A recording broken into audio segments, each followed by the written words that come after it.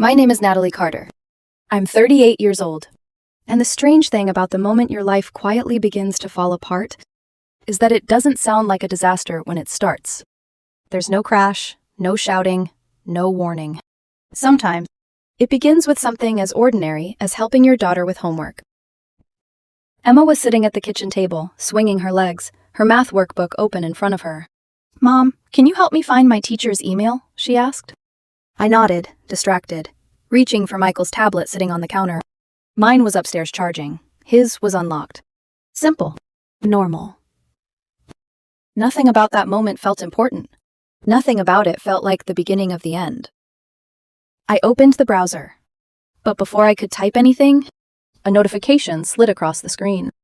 A message. From Danielle, my sister's best friend. I almost ignored it. Almost. But something about the wording, something about the tone, made my hand freeze. "I can still feel you." Last night meant everything. For a second, my brain didn't understand what I was reading. It tried to translate it into something harmless, something reasonable, something that fit the life I thought I had. It couldn't. "Mama?" Emma's voice pulled me back. I realized my hands were shaking. "Yeah, baby," I said quickly. "Go grab your crayons from your room. I'll find it." She ran off without question. Children trust you like that. They don't realize the world can shift under their feet in seconds. I sat down slowly, and I opened the messages. 3 months. That's how far back they went. 3 months of conversations that started polite, professional, harmless, and then changed. Subtly at first. A compliment here. A late-night message there. Then longer conversations. More personal. More intimate. And eventually, something I couldn't pretend not to understand. They had been meeting. Regularly. While I worked late shifts. While I trusted him. While I believed we were building something stable together. I kept scrolling. I don't know why. Maybe because part of me still thought I'd find something that would explain it. Fix it. Undo it. Instead, I found plans. Conversations about timing. About when things settle. About how to tell me and Lauren. Like we were problems to be managed. Not people. My chest felt tight. Like I couldn't get enough air. Like the room had quietly shrunk around me. There were receipts, too. Not directly, but enough. Mentions of places. Days that lined up with late meetings. Trips that suddenly made sense in the worst way possible. And then, the part that broke something deeper than anger. They talked about Emma. Not cruelly, not harshly, but distantly. Carefully. Like she was something they would need to figure out. I stopped scrolling. Because I couldn't breathe anymore. Because the kitchen, the same kitchen where I made her breakfast every morning, no longer felt like mine. The front door opened. I heard Michael's keys hit the counter. His footsteps. Familiar. Comfortable. Normal. "Hey," he said, smiling as he walked in. "You're still up?" I looked at him. Really looked at him. At the man I had built a life with. At the man I thought I knew. "Yeah," I said quietly. "Just finishing something." He leaned down and kissed my cheek. The gesture was automatic.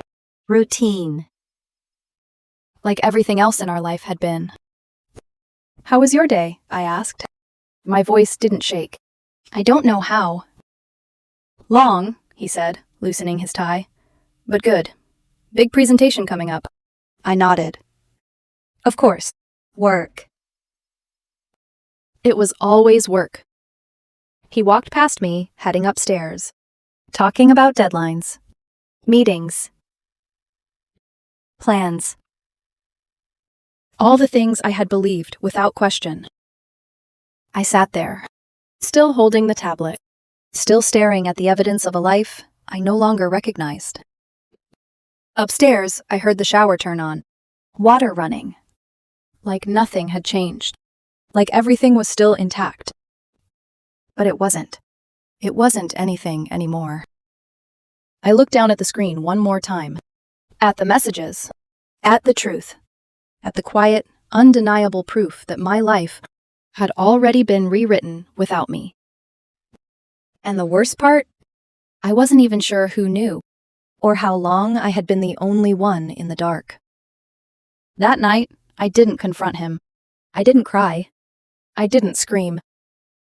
I just sat there in the silence and realized something I would spend the next months trying to survive. Nothing in my life was what I thought it was. And I had no idea how much worse it was about to get. I didn't sleep that night. Michael did. That was the first thing I noticed. How easily he slept.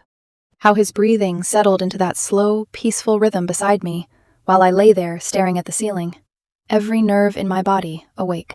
I kept thinking, how many nights had he come home, kissed me, climbed into this bed, and closed his eyes without guilt?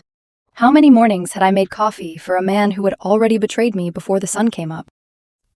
By 4:13 a.m., I stopped pretending rest was possible. I got out of bed carefully, took his tablet from the kitchen, and began saving everything. Screenshots, messages, dates, names, receipts, hotel confirmations hidden under boring subject lines, restaurant charges disguised as client dinners. Little pieces of my marriage scattered across the screen like broken glass. The deeper I looked, the colder I became. Not calm, not strong, just cold. Because panic can only last so long before your body protects you by turning everything numb.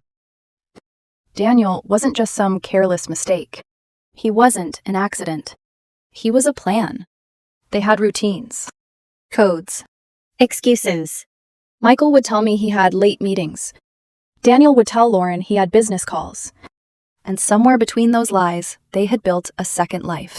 A life where I was mentioned like an inconvenience. Lauren, too. My sister. My own sister. That was the part I couldn't understand. Had she known? Had she suspected? Or had she been standing beside me in the dark the whole time, just as blind as I was? Then I found the messages about Thanksgiving. Michael had written, "Lauren almost asked too many questions tonight." Daniel replied, "I handled it. Told her we were planning Natalie's birthday surprise." My birthday. They used my birthday as camouflage. I remembered that night clearly. Lauren had looked tired, quiet. I had asked if she was okay. She said she was just overwhelmed. And I had believed her. Because back then, I still believed people meant what they said. Then came Margaret, Michael's mother. For 12 years, I had treated Margaret Hayes like family.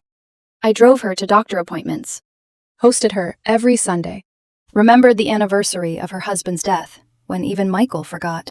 She used to touch my hand and say, "Natalie, I don't know what my son would do without you." But in the messages, she was different. Cold. Encouraging. Protective of Michael in the ugliest way. Mom says I deserve happiness. Mom thinks Natalie works too much to notice anything. Mom says women like her always care more about being needed than being loved. I read that sentence 4 times. Women like her. Like me. The dependable one. The useful one. The one who paid bills, packed lunches, signed permission slips, remembered birthdays, and mistook being needed for being cherished. Then I found the financial trail, and that made me physically sick. Not because of the money alone. Money can be replaced. But trust? Trust leaves fingerprints on everything. Michael had spent thousands from accounts I barely checked because I trusted him. Hotels. Dinners. Gifts. Weekend trips.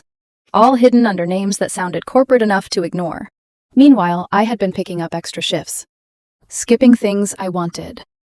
Telling myself we were being responsible because Emma's future came first. Emma. My baby. My whole heart. Then I found the message that changed everything. Michael had written, "What if Natalie asks about Emma someday?" Daniel replied, "She won't. She believes what you told her." My fingers went still. I stopped breathing. I kept reading. The conversation was vague at first. Fragments. Half sentences. Old fears wrapped in new betrayal. Then Michael mentioned a conference from years ago. A name I didn't recognize. A timeline I suddenly wished I didn't understand. And finally, one sentence from Michael that made the room tilt. Sometimes I'm not even sure Emma is biologically hers. I stared at the screen until the words blurred. That couldn't be right. It didn't make sense. It was impossible. Except, there had been complications around Emma's birth. Paperwork. Donor-related medical language I had never fully questioned because Michael had handled so much during that period. I remembered being exhausted. Scared. Desperate to believe we were finally becoming a family after years of loss and hope and heartbreak. And now the old memories returned with sharp edges. Michael speaking quickly to nurses. Michael telling me not to worry about forms. Michael saying, just focus on bringing our daughter home. Our daughter. I backed away from the table. The kitchen lights buzzed above me. Outside, the neighborhood was still dark. Everyone else's homes looked peaceful. I wondered how many lives looked whole from the street while rotting from the inside. By morning, I had 3 copies of everything. 1 in the cloud. 1 emailed to myself. 1 saved to a drive hidden in the lining of an old purse Michael would never touch. I wasn't going to be told I was confused. I wasn't going to be called dramatic. I wasn't going to let them rewrite the story before I even understood it. When Emma came downstairs, sleepy and warm in her little pajamas, she wrapped her arms around my waist. Morning, Mom. The word nearly broke me. Mom. I held her too tightly. She laughed and squirmed. You're squeezing me. Sorry, I whispered. But I didn't let go right away. Because suddenly, I was terrified that the life I had loved most might have been borrowed. Michael came down 20 minutes later, freshly showered. Calm. Smiling. He kissed Emma's forehead. Then mine. Big day, he said. I looked at him over my coffee mug. Is it? He didn't notice the question inside the question. That was the thing about people who lie for long enough. They stop listening for truth. After Emma left for school, I waited. Michael was in the bedroom changing after what he claimed was a quick run. I spread everything across the kitchen table. Screenshots. Bank records. Receipts. Printed messages. Every lie placed neatly where breakfast usually sat. Then I folded my hands in front of me and waited for my husband to walk into the wreckage he had built. When he entered the kitchen, he stopped. His face changed. Not into guilt. Not into remorse. Into calculation. That was when I knew. The man I loved was not surprised he had hurt me. He was only surprised I had found out. His eyes moved over the table, then to me, and the first thing he said was not, I'm sorry. It was, how could you invade my privacy? I almost laughed. Not because it was funny, because something inside me finally snapped clean in half. Your privacy? I said. My voice sounded strange. Quiet. Far away. Michael, you have been lying to me for months. His jaw tightened. You're taking things out of context. There are hotel receipts. That was work. There are messages with Daniel. He's my friend. There are conversations about leaving me and Lauren. His eyes flashed. You don't understand what I've been going through. There it was. The door opening. The performance beginning. He pulled out the chair across from me, but he didn't sit. He stood there like he was preparing for a speech. You're never here, Natalie. You work constantly. You come home exhausted. You barely see me anymore. I stared at him. I work because we agreed this family needed stability. Money isn't everything. No, I said. Apparently loyalty isn't either. For 1 second, his face hardened. Then he softened it again. Too late. I had seen what lived underneath. He lowered his voice. Daniel understands me. That sentence landed harder than I expected. Not because it was shocking. Because it was rehearsed. Does Lauren know that? I asked. Before he could answer, my phone buzzed. Lauren, Of course. I looked at Michael. You called her? He didn't answer. He didn't have to. 20 minutes later, my sister walked into my house.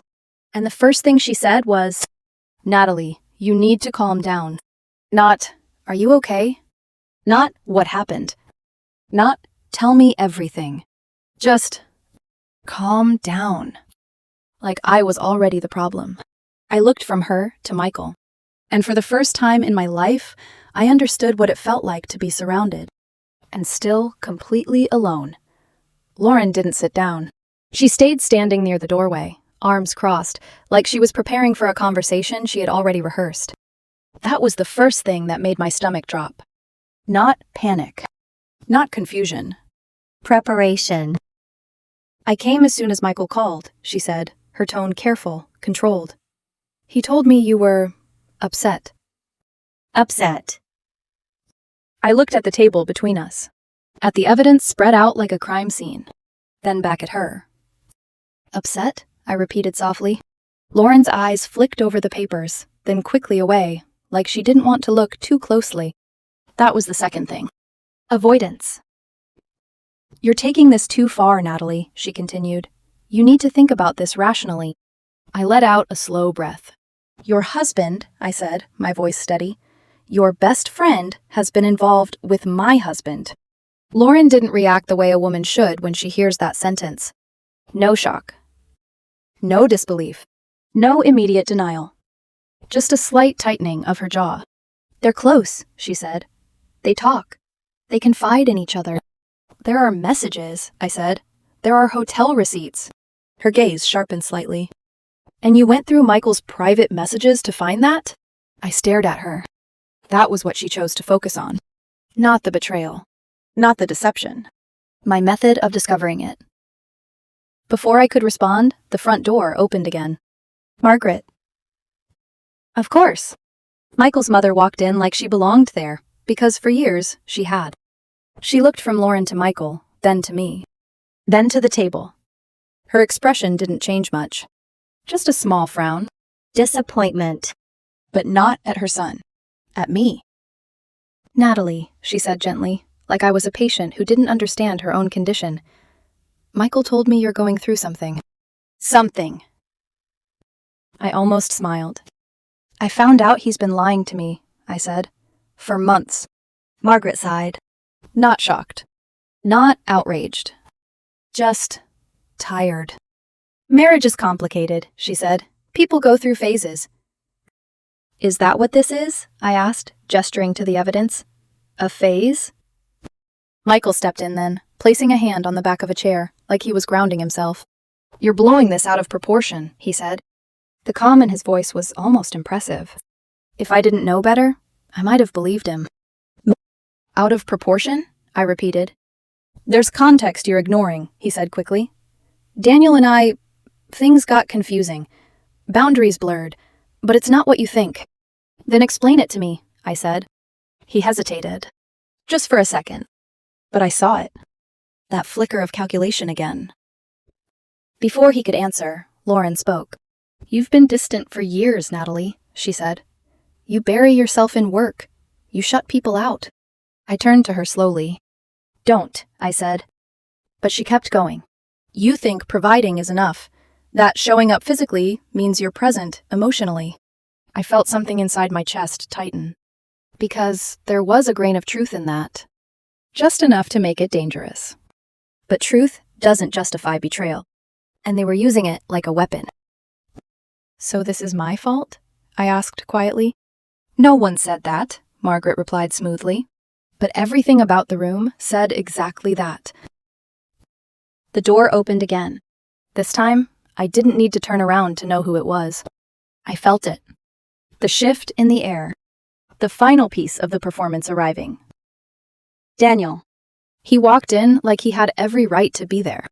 Like this wasn't the first time he'd stepped into my home under false pretenses. He glanced at the table. At the evidence.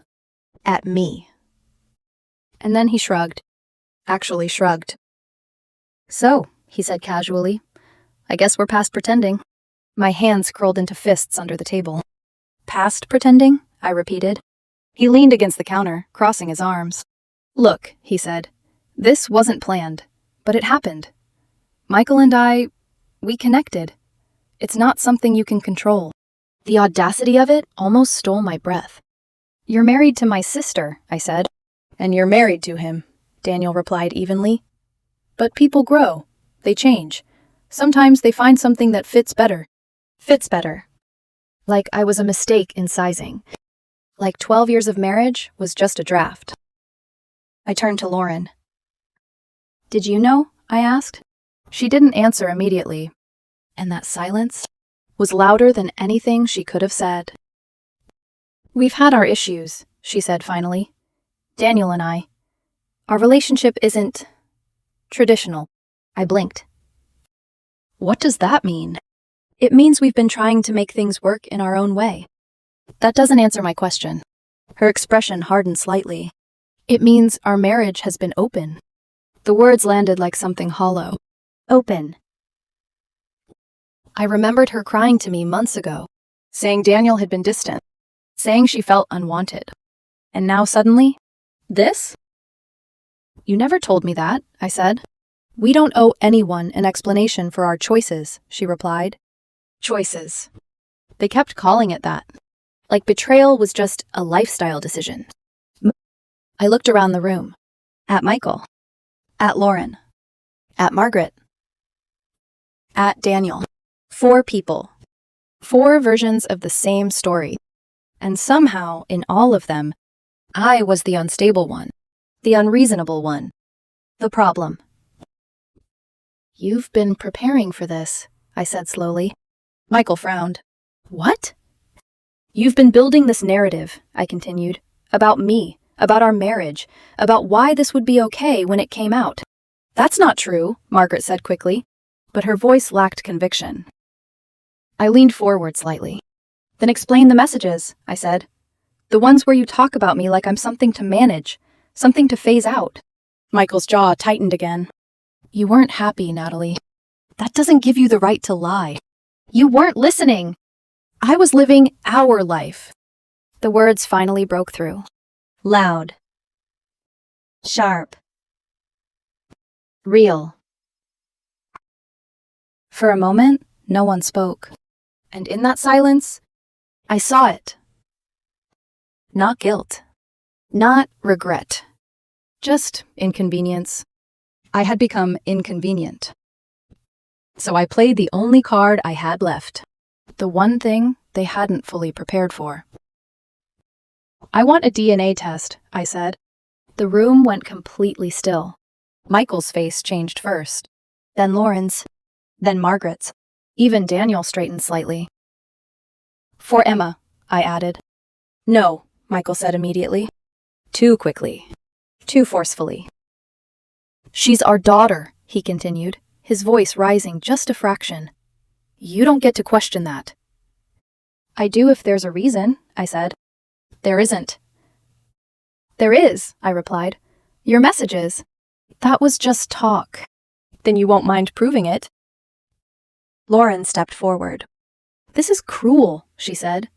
"Emma doesn't deserve to be dragged into this." My chest tightened at her name, at the image of my daughter. Innocent. Unaware. Still trusting all of us.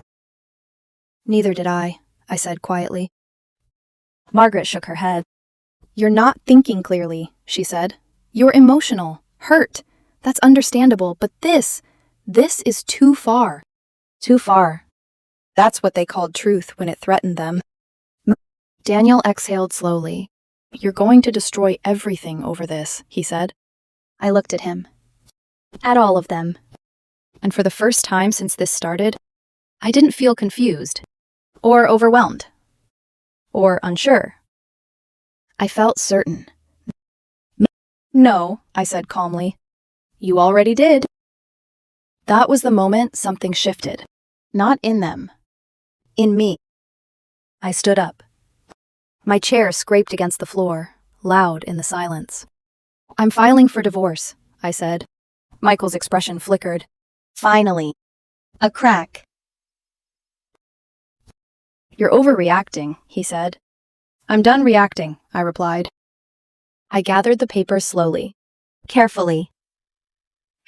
like I was collecting pieces of a life that no longer belonged to me.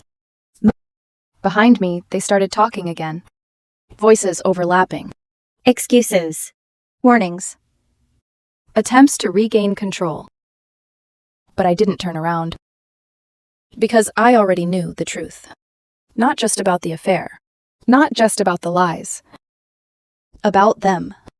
About all of them. And about the war I had just walked into. Alone.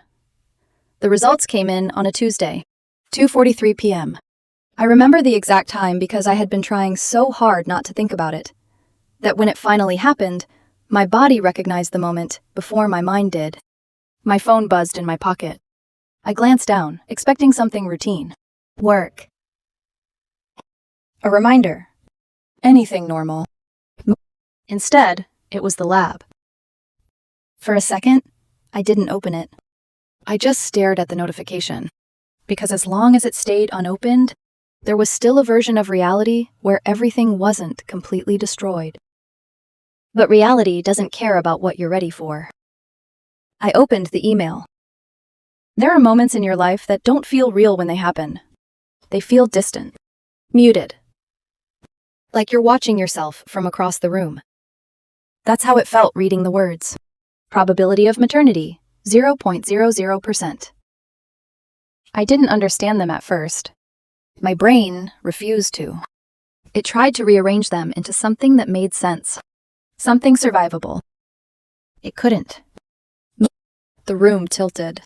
The fluorescent lights above me suddenly felt too bright. Too loud. Everything too sharp. Not mine. Emma was not mine. I excused myself from the hallway without explaining. Locked myself in the nearest empty room. And then I broke. Not loud. Not dramatic. Just a quiet, collapsing kind of grief. The kind that doesn't come out in screams. Because it's too deep for sound. 6 years. 6 years of bedtime stories. Of scraped knees. Of tiny hands reaching for mine. Of mom whispered into my shoulder at night. And suddenly, someone had taken all of it. And stripped it of certainty. Not the love. Never the love. But the foundation beneath it. I pressed my forehead against the wall and tried to breathe. But every breath felt like it cut on the way in. I thought about the first time I held her. How small she was. How I cried so hard the nurse asked if I was okay. How I promised her, silently, that I would always protect her. And now, I couldn't even prove she was mine. The legal process moved fast after that. Faster than I was ready for. Slower than I needed. Michael's tone changed almost immediately. Gone was the calm. The performance. Now there was urgency. Control. He tried to stop the results from being used. Argued technicalities. Procedural issues. Anything to delay what had already been confirmed. Lauren avoided me entirely. Didn't call. Didn't text. Didn't show up. Margaret, however, she called. Not to comfort me. Not to apologize. To warn me. You need to let this go, she said, her voice firm. Dragging this through court will only hurt Emma. I closed my eyes. She's already hurt, I said. You're the one causing it now. That sentence stayed with me. Because it was said so easily. So confidently. Like truth was something that could be reassigned, depending on who said it first. Michael filed for primary custody. Of course he did.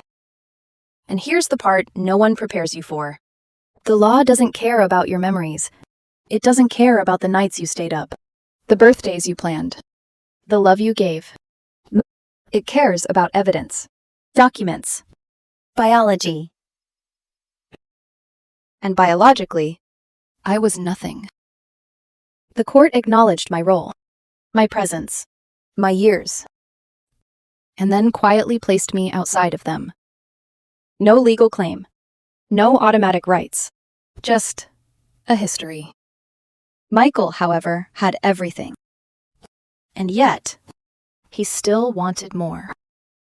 He wanted support, Financial contribution. continuation of responsibility, without recognition. My lawyer fought it, argued that I had been misled, that I had built a life based on deception. But the outcome wasn't justice.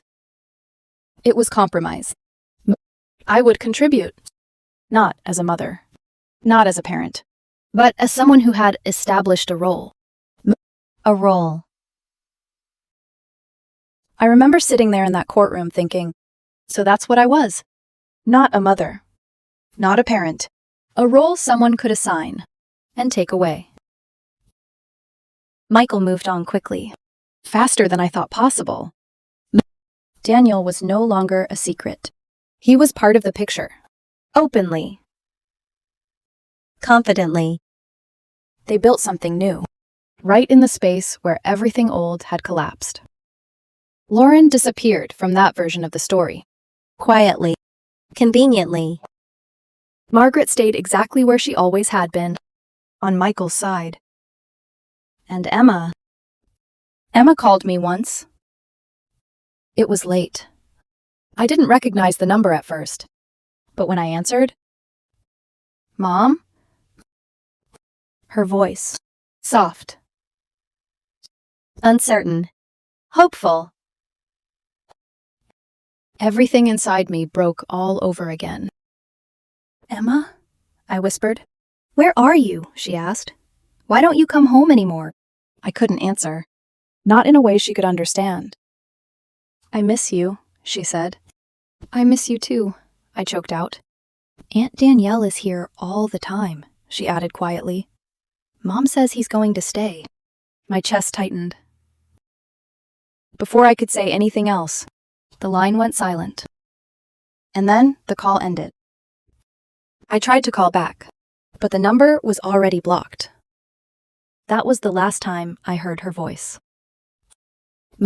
6 months later, I saw them. By accident. A grocery store parking lot. Michael, Danielle, and Emma between them. She saw me. For a second. Her face lit up, like instinct hadn't caught up to reality yet. "Mom!" she called, starting to move toward me. Michael's hand came down gently on her shoulder. He leaned in, whispered something I couldn't hear. And just like that, the light in her face faded. She stopped, looked at me again. But this time, like she wasn't sure who I was supposed to be. A stranger. A memory. A story she had been told not to believe anymore. I stood there, Unable to move. Unable to speak. because in that moment, I understood something I had been refusing to accept. Love isn't always enough to hold something together. Sometimes, it's just what makes the loss unbearable. I work nights now. Different place. Different people. No one there knows my story. I don't correct them when they assume things. Don't offer explanations. Don't fill in blanks. Because some stories aren't meant to be told out loud. They're meant to be carried. Quietly. Sometimes I still wake up thinking I hear her voice, calling for me, asking for help with homework, laughing from the next room. And for a moment, just a moment, I forget. Then reality settles back in. Heavy. Unavoidable. Final. Emma isn't mine. Maybe she never was. But I loved her. I loved her with everything I had. And now, I live with the silence she left behind. Some people rebuild. Some people move on. And some of us just learn how to exist in the space where our life used to be.